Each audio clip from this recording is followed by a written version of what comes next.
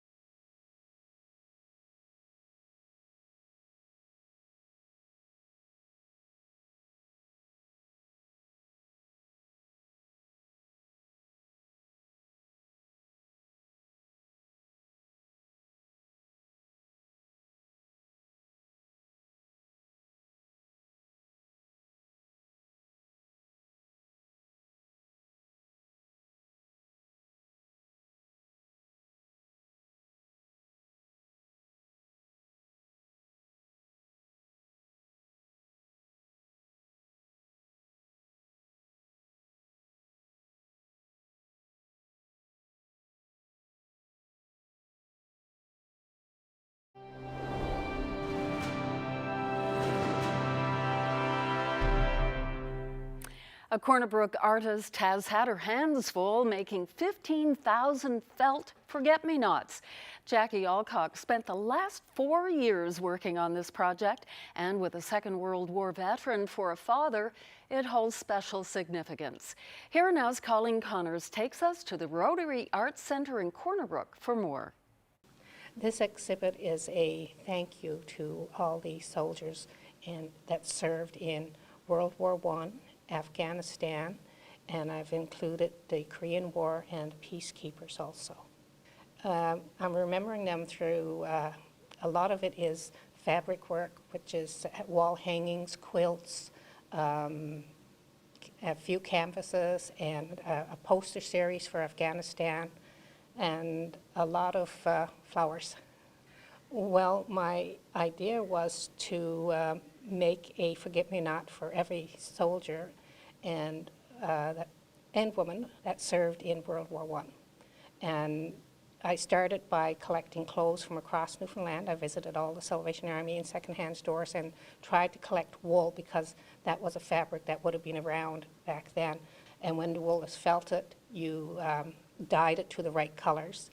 And so there was different variations of blue which came out really good because you didn't want it all one color. It would have been really flat.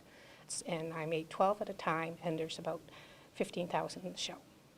When they look at each forget-me-not and they realize that each one of them is a person, and like I've named a lot of them because when I was doing a lot of research and you're reading them, especially when I was doing the regiment blanket, you'd read about a person and his story and you said, yay, you know, and you're reading and you're sewing him on, and then in the next chapter he gets killed and you say, oh no, you know, and you got to sew in a little pink one because he died.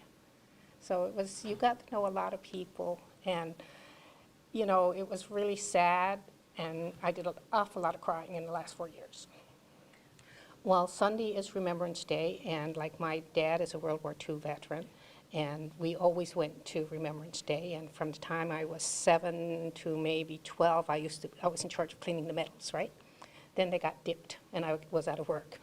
So, you know, so we always went to Remembrance Day, and I thought with all the people up in the square and they come down for this, that maybe they would want to come in and see the show. And so one of the things that I asked the Rotary Arts Centre was, when I had the show here, could I have it open on November the 11th? And they said absolutely, and I was so pleased.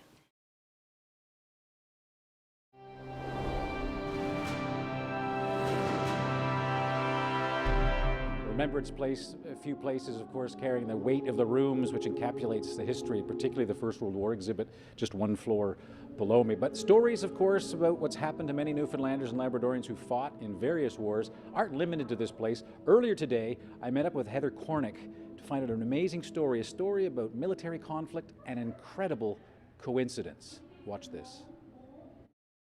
So tell me about this man.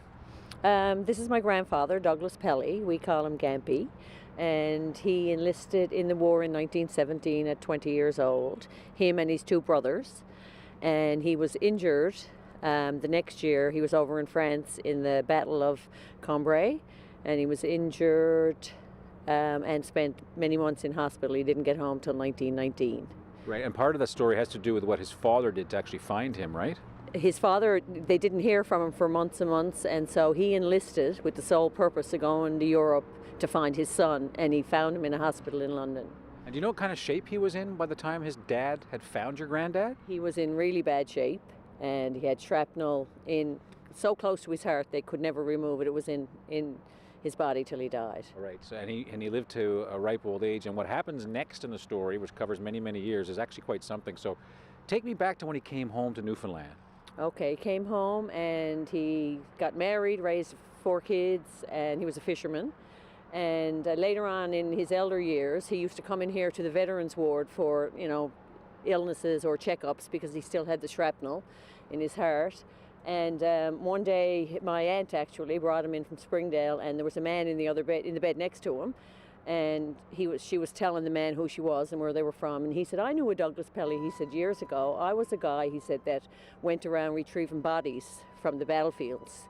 And he said, when I found Douglas, he was still alive, and I put him on my cart, took him to the medic tent, and He was later, he said, I kept checking on him, but he said once he went to a hospital in France, I didn't know if he survived or not. Okay, it was so pretty bad, right? Yeah, and so he would have lost track. So are you telling me that the guy who saved him and found him ends up lying next to him in a bed in St. John's? Hospital bed in St. John's. So my aunt said, yes, this is the man whose life you saved, in the bed next to you. And, they embraced and cried, and yeah, it was pretty emotional. What an incredible moment. I mean, what are the chances, decades after the First World War, of the guy finding your grandfather actually ending up in the bed next to him? It seems almost impossible. I know, but it happened. Yeah. It's amazing. Now, you mentioned your grandfather had a long life, was a fisherman. Do you have memories of him as a little girl? Oh yes, well, we lived in town. My mother moved to St. John's, and they lived in Springdale, and we'd be out there every summer Mom had 7 kids, so she'd ship a couple out at a time, and he drove a little gremlin around town, and he always had it filled with grandchildren, going berry picking and fishing or whatever, right? He was the sweetest man in the world. Well, it sounds like a lot of happy memories, and I should point out that one of the reasons we're here, of course, is you're one of the descendants of somebody who was there. Yep. Are you proud to be part of this? Very proud. Yeah, and I know he's proud, and I know my mother is up in heaven jumping over the moon. Yeah, really proud, because she loved her father. I mean, that's an incredible story, and we tend to sort of dwell on all the sadness of the war and all that. It's really great this week as we approach Remembrance Day this Sunday to get such an uplifting story. So thank you very much for sharing that. He had a happy life. Yep. You're welcome. Thank you. Well, here's the view from our rooftop camera. It's not too bad right now. Weekend doesn't look great, but I'll have your Sunday Remembrance Day forecast coming up.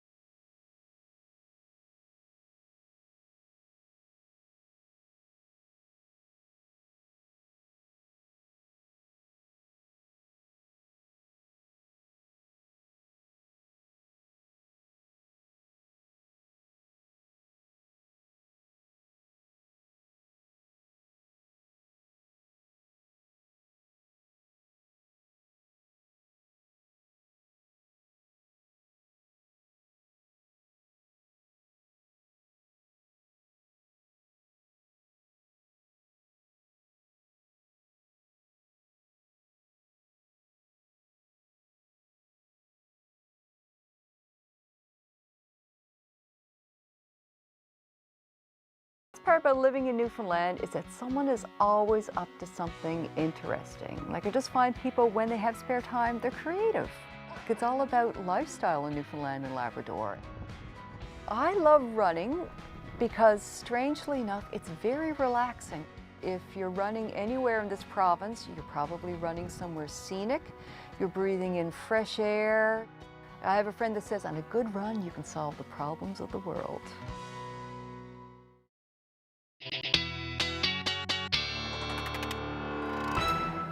Well, we have been talking about the weekend, and of course the weather is not looking great. A lot of people will be out, some traveling, many going to, activities at war memorials on Sunday. Yeah. So, well, once we get through the weather on Saturday, for the Avalon specifically, and parts of Central, we're going to start to see things clear out. But the West Coast, that's not the case. But if we take a look at what we're going to expect over the next 24 hours, we'll talk about that storm one more time. We're going to see that start as snow down through the southwestern portion of the island, and then eventually that will continue to spread further north east through the day. So we're going to see a transition period at some point into the evening hours of ice pellets and freezing rain, and then that will continue to track further north into the evening hours, and then again eventually that will all change over to rain. Could see 20 to 40 millimeters for parts of the South Coast, Burin and Avalon as well. Again, that warm up will move in, so we could see temperatures in the teens overnight into Sunday. We'll see a brief clear out Sunday morning in behind this, then the winds shift to the southwest, and then the lake effect, or rather sea effect, kicks in. So we're going to see some heavy snow at times on Sunday through the day, with gusty winds, again 90 to 100 kilometers per hour expected along the west coast. And that will likely lead to blowing snow, reduced visibilities near zero at times through the day. Otherwise, things should generally clear out for the rest of the island. But it does look like we'll see some pretty windy conditions again through most of the day. So here's a look at that forecast. Windy, as I mentioned, on Sunday.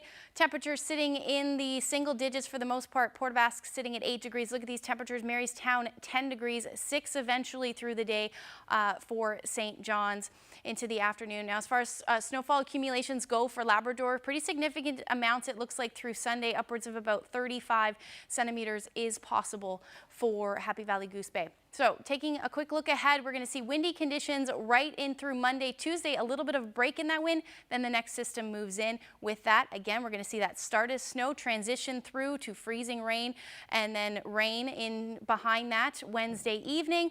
Snow again for Labrador, that continues to track further east. Then we get into that northwesterly flow, and then it looks like snow for the most part, at least those cooler temperatures right into Friday. So taking a look at your 5-day forecast, Sunday 6 degrees as the afternoon high for St. John's and eastern Newfoundland, with clearing skies, but again still gusty, gusts upwards of about 70 kilometers per hour, windy right through the rest of the week. Then another warm up with that system, 10 degrees by the time Wednesday rolls around. Into western Newfoundland, more of either rain or snow for Sunday. That trend really continues right into next week, Tuesday and Wednesday, with snow, those temperatures dipping down close to the single digits. For central Newfoundland, same thing, 3 degrees on Monday and windy conditions, and then heading into Labrador, again, that snow, 15 to 25 centimeters is possible. Same thing for eastern Labrador, and windy on Sunday. So we're going to see gusts upwards of about 70 kilometers per hour, so that'll lead to blowing snow as well. So let's look at your 5-day forecast. We'll have your weather photo coming up. Trophy was for the total points throughout the tournament. So we went with 8 athletes this year. We came home 5 gold and 2 silver. So now we have a best team trophy sitting up there on that beautiful desk. Those are fighters from the Muay Thai 8-Limb Gym in St. John's. They brought home a bunch of medals at a recent national championship, enough to be named the top team. You meet them for yourself Monday on Here and Now.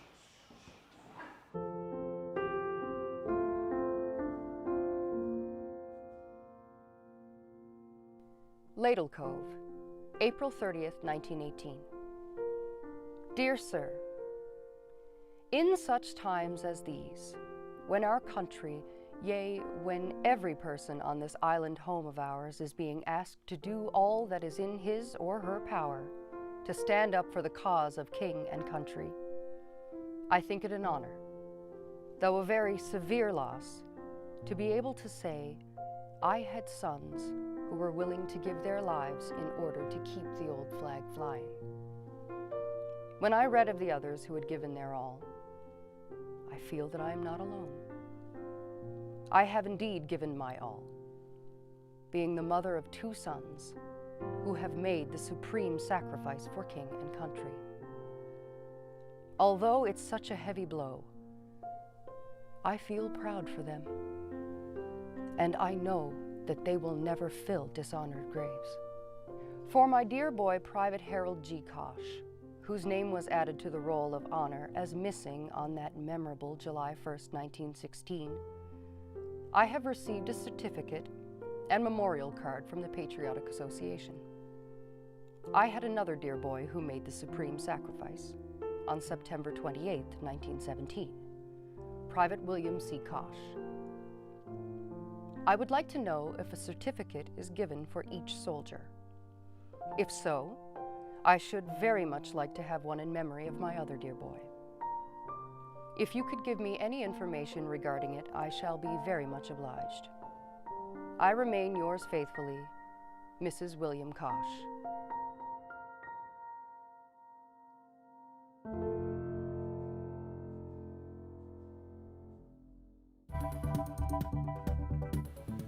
Take a look at this stunning, absolutely stunning sunset photo. That's the word for it. My goodness, it's beautiful. The colors, oh, I can't believe that. Anyway, any idea where that's from? No, No, I have no idea. That's impossible. Yeah, I'll tell you where this beautiful shot was taken coming up after the break.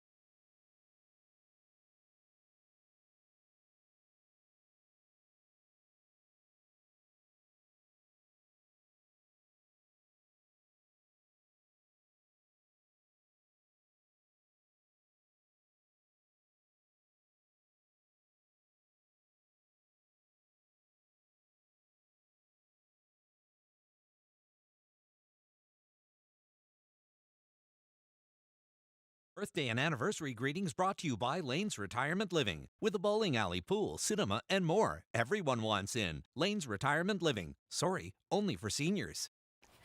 So let's see who is celebrating birthdays and anniversaries this week. Happy 91st birthday to Harvey Brett, originally from Campbellton, now in Porterville, who celebrated on the 5th. 90th birthday greetings to Sarah Edwards of Lawn. Happy 90th birthday today to Jim Whiteway of Cornerbrook. Belated birthday greetings from family in Bishop's Falls to Olive Party, who turned 92 October 24th, and she is in CBS. Happy birthday to Lillian Hatcher, formerly of Rose Blanche, who celebrated her 95th birthday on the 5th. Happy birthday to Nina Hall from Twillingate, now in Kelligrews, who turned 98 years old yesterday. Happy 90th birthday coming up on the 13th to Royal Brown of Cornerbrook. And Harriet and Bert White of Twillingate are celebrating 50 years of marriage today. Congratulations. Another couple celebrating their golden anniversary today. Best wishes to Clarence and Irene Shears of Happy Valley Goose Bay. Happy 60th anniversary greetings to Reg and Nettie Kendall of Morrisville, Bay d'Espoir, whose special day was Tuesday. It's a happy 51st anniversary for Frank and Tish Trowbridge. Special greetings from son Pierre in China. Happy anniversary to Art and Ivy Bath of Lassie, who celebrated 55 years on Monday. Best wishes to Floyd and Ogle Shears in Rocky Harbor, who are celebrating their 65th anniversary today. Happy 91st birthday to Dan Kelly of Marystown. He celebrated on the 7th. And birthday greetings to Blanche Garland, formerly of Galtus, now in Paradise. She will be 96 years old tomorrow. Happy 57th wedding anniversary on Sunday to Gerald and Mary Horlick of Mount Pearl. Gilbert and Rita Bursey will celebrate their 55th anniversary this Sunday, Remembrance Day. Happy 60th anniversary to Mary and Rex Gooby of Queens Cove, celebrating tomorrow. Happy 54th anniversary to Andrew and Evelyn Coates from Wild Bite. Their anniversary was on Tuesday. Another couple celebrating on Remembrance Day, happy 57th wedding anniversary to Faith and Charlie Squires of St. John's. It was a 54th anniversary on Tuesday for Lloyd and Irene Ivany from Hickman's Harbor, now living in Arnold's Cove. Best wishes to Neville and Clara Abbott of Kilbride on their 50th wedding anniversary yesterday. It's a golden anniversary today for Walter and Virginia McAvoy from Admiral's Beach. And happy anniversary to Agnes and Lawns Hunt of Harbor Grace, who are celebrating their 55th. Congratulations once again to all of those celebrating, and as you can see, there's my co-host Anthony Germain, who's at the rooms tonight. Anthony, such a pleasure to hear from the Newman Sound Men's Choir earlier. They were great. Yeah, absolutely. And they're joined with Alta Voce from Gander. That concert's going to start soon. Just should remind people, Debbie, the room's open with lots of activities for people of all ages tomorrow. Closed on Remembrance Day and also closed on Monday, just to make that clear to people. It's good to know, because people might have been interested in trying to go on Sunday after being downtown at the War Memorial and so on, but it's worth a visit sometime in the future. Yes. Now, I have a premonition about the Ashley's picture tonight. Is it Bergio? What? You heard me. Could it be? Yeah. Nice try. Good try.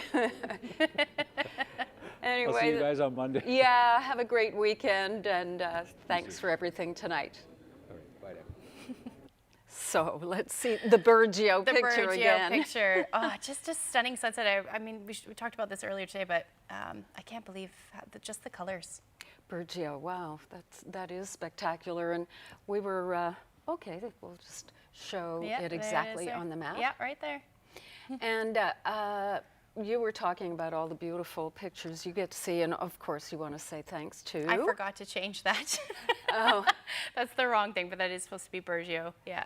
Do you recall who sent it in? I do not. I'm putting you on the spot. I'm sorry, you are putting me on the spot. Sorry about that. I'll fix that. But we sit next to each other, and I occasionally hear Ashley going, oh, you have to see this one, you have to see this one, and they're all spectacular. Yeah. And of course you have shown me some that you have from the north. That I took too, yeah. A very similar photo to that one I took in the NWT on Reed Lake. And it was a stunning sunset. So when I saw that, it just brought back a lot of memories. It's gorgeous. Yeah. And of course, anybody who wants to send in pictures, how do they do that, Ashley? They send them to nlphotos@cbc.ca. That's great. And that is our program. Enjoy the weekend, especially if you have the long weekend. We'll see you back here next week. Good night.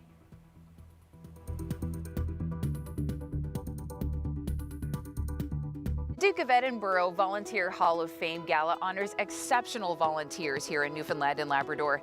Join Fred Hutton and myself, Chrissy Holmes, on November the 15th for an evening of celebration and inspiration as we pay tribute to this year's newest inductees.